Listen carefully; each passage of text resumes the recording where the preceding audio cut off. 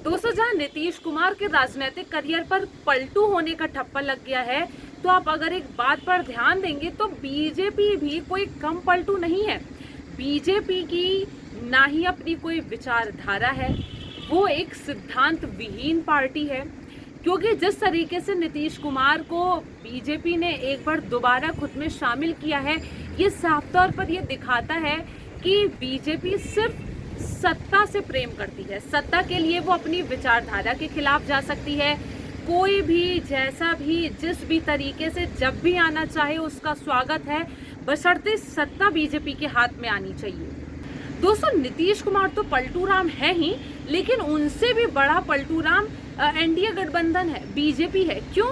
क्योंकि ये वही बीजेपी है जो हमेशा से ही नारी वंदना की बात करती है, और वहीं जिस नीतीश कुमार को वो अपनी पार्टी में शामिल कर रहे हैं, ये शायद वही नीतीश कुमार है जिन्होंने भरी विधानसभा में जो है नारियों को लेकर, सेक्स एजुकेशन को लेकर घटिया बात करी थी, भद्दी बातें की थी। पूरी चीज न है तो जो हम लोगों ने कहा कि अगर पढ़ लेगी लड़की और वो जब शादी होगा लड़का लड़की में, तो जो पुरुष है वो तो रोज रात में जो सदिया होता है उसके साथ करता है ना, तो उसी में और पैदा हो जाता है।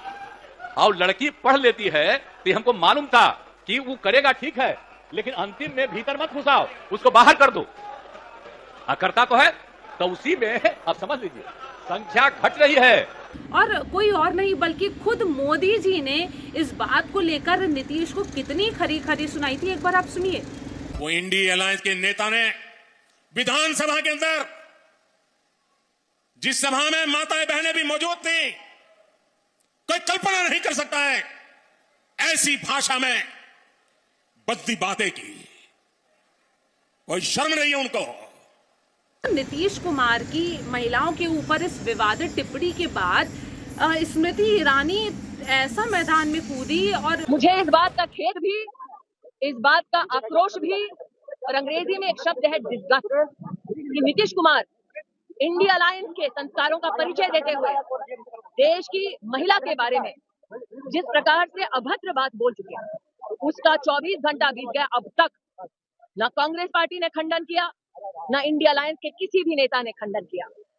क्यों बार बार महिला के चरित्र, महिला की जीवन शैली और महिला संबंधी ऐसी घटिया बातें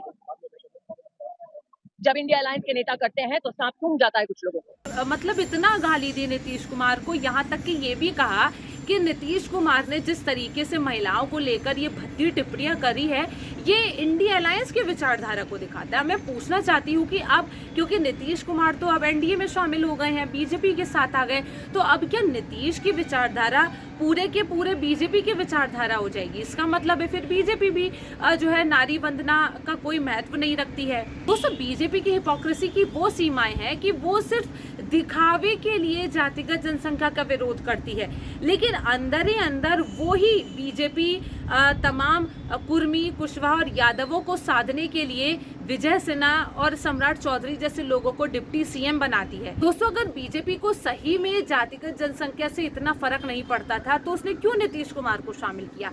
उसने क्यों सम्राट चौधरी और विजय सिन्हा को डिप्टी सीएम बनाया? उसने क्यों उस मोहन यादव को मध्य प्रदेश का मुख्यमंत्री बनाया जो शिवराज सिंह चौहान के सामने कहीं से कहीं तक नहीं टिकते थे? बीजेपी ने एक बार फिर ये साबित कर दिया है कि पार्टी की ना ही कोई ईमानदारी है, ना ही कोई विचारधारा और ना ही कोई अपना स्टैंड।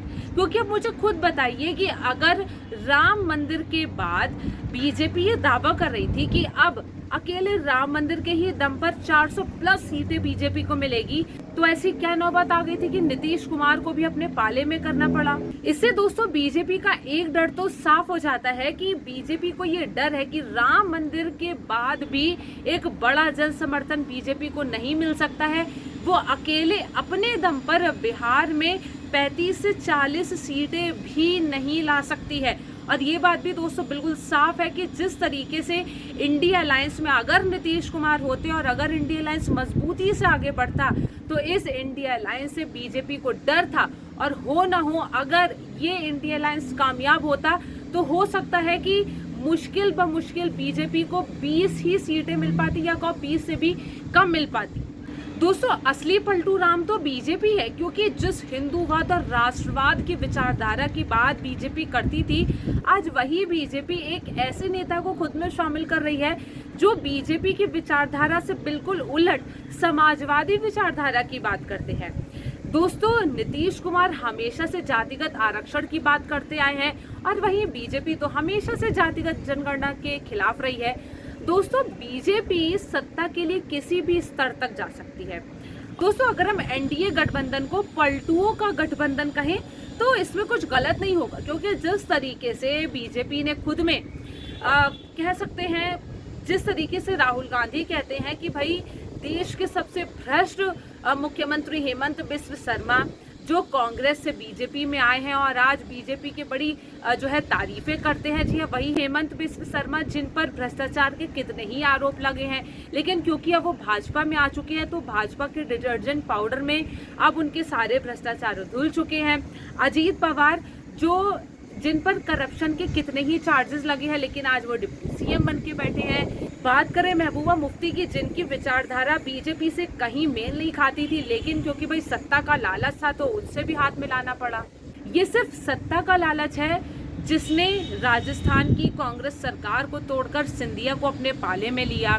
ये वही बीजेपी है जिसने एनसीपी शिवसेना में फूट डालो राज करो की राजनीति अपनाई, एकनाथ शिंदे को अपने पाले में किया। वो सम्राट चौधरी जो कांग्रेस के बेहद खास माने जाते थे उन्हें अपने पाले में लिया।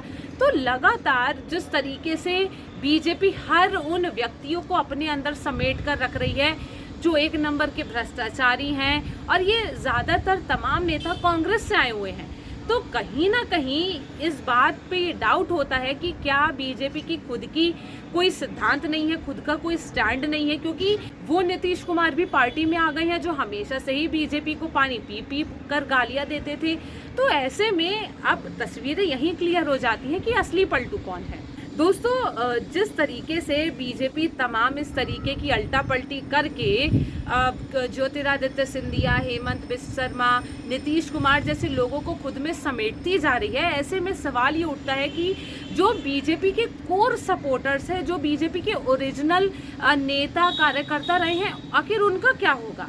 क्योंकि ये जिस तरीके से सिर्फ सत्ता के लालच में बीजेपी लगातार कह सकते हैं कि दूसरों को अपनी पार्टी में ला रही है, ऐसे में जो बीजेपी के कोर सपोर्टर है उनका भविष्य तो फिर अंधकार में है, क्योंकि अब ना ही वो बीजेपी छोड़कर जा सकते हैं और खुद की पार्टी में उनका कोई औचित्य नहीं बचा है। ऐसे में पार्टी के ओरिजिनल कार्यकर्ताओं के पास पार्टी को गाली देने और खुद पर मलाल करने के अलावा और कोई रास्ता ही नहीं बचता है। तो जितनी बेशर्माई से बीजेपी ने नीतीश कुमार को खुद में शामिल कर लिया है, शायद बीजेपी ये भूल गई है कि नीतीश कुमार उसी इंडिया अलायंस के रचयिता हैं जिसे बीजेपी घमंडिया कहकर कहती थी, घमंडिया कहकर बुलाती थी। दोस्तों बीजेपी की हिपोक्रेसी इतनी बड़ी है कि जो बीजेपी हमेशा से ये बात करती थी कि भाई अगर जाति है तो वो है सिर्फ एक, वो है गरीबी, लेकिन आज वही बीजेपी उस नीतीश कुमार को शामिल कर रही है जिसने जातिगत जनगणना की नींव ही रखी थी। दोस्तों असली पलटू तो बीजेपी है, क्योंकि नीतीश कुमार तो अपनी जगह पर जस के तस बने हुए हैं। उनकी सीएम की कुर्सी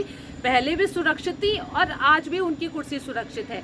बात यहाँ पे ये आती है कि मोदी जी को ऐसी क्या जरूरत पड़ गई थी कि अपनी ही हिंदूवाद और राष्ट्रवाद की विचारधारा के खिलाफ जाकर वो एक ऐसे नीतीश कुमार को अपनी पार्टी में शामिल कर रहे हैं जो जातिवाद का समर्थन करते हैं, जो समाजवाद का समर्थन करते हैं। क्या मोदी जी को अपने राम मंदिर पे इतना भी भरोसा नहीं था? तो ऐसी क्या जरूरत पड़ गई उन नीतीश कुमार को अपने गले लगाकर उन्हें पार्टी में शामिल करने की?